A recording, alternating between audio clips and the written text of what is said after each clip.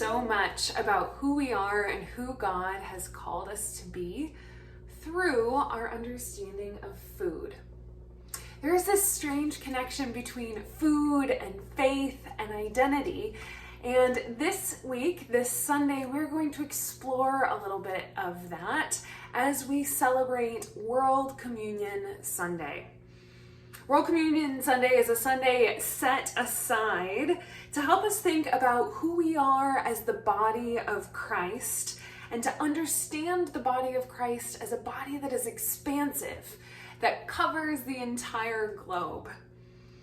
In celebration of that, on Sunday over Zoom, we are going to be joined by some of our mission partners, our ministry partners from Kenya. Over the course of the last year, we have spent some time supporting Nuru Yaki, which is a ministry outside of Nairobi, Kenya, that was established by Linda and Jeff Simpson.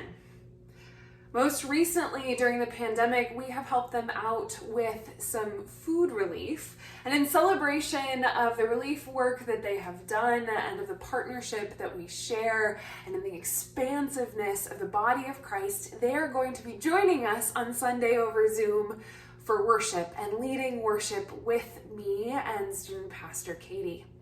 In celebration of this connection that crosses time zones and continents and oceans and circumstances, we are going to be doing what we do as Christians when we celebrate. We're going to be breaking bread together, having communion and celebrating the gift of God in Jesus Christ and God's love poured out for us through Jesus Christ in communion.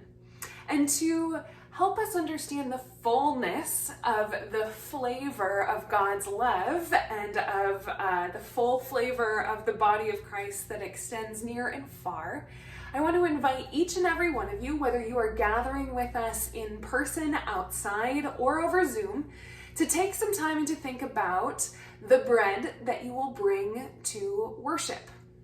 I would like each of us to think about a bread that helps us embody or understand or reflect on our story and our identity as a part of the body of Christ.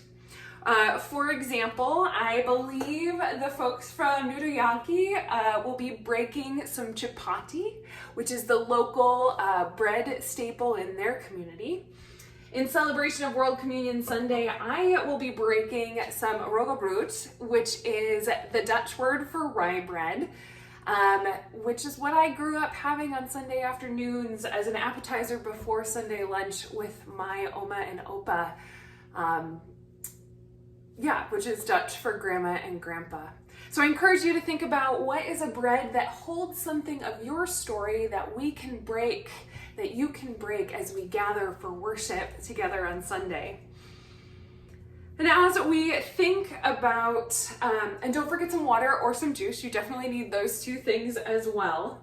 And as we think about the relationship between food and faith and identity, how food helps us understand ourselves as characters in God's story, this is going to extend into our wisdom and wonder worship time, where we will be led by Holly Barretto, who is of Sugar Street Bakehouse. She uses the church's kitchen to run her small business, and her husband, the Dr. Eric Barretto, who is a New Testament scholar at Princeton Theological Seminary, and they're going to be cooking together for us on video and reflecting on the ways that food helps them understand their individual ethnic identities and their place in the larger family of God and the larger body of Christ. So I really encourage you to join us Sunday morning for worship on World Communion Sunday, where we will be breaking all different diverse types of bread to remember the diversity of the body of Christ, and where we will, for Wisdom and Wonder on Sunday night as we consider how the food that we eat helps us understand who we are in God's story. All right, I look forward to celebrating with you on Sunday and breaking bread together.